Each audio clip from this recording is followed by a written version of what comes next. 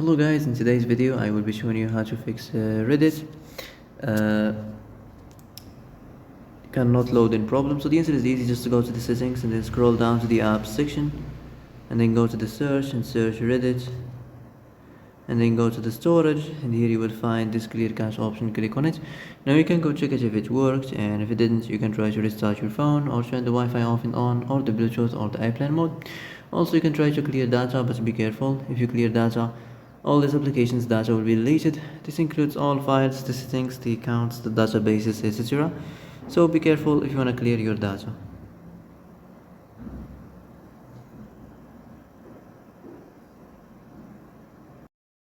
And that's it for today's video. I hope this is the answer you've been looking for. If you like this video, don't forget to like and subscribe, and see you in the next video. Thanks for watching.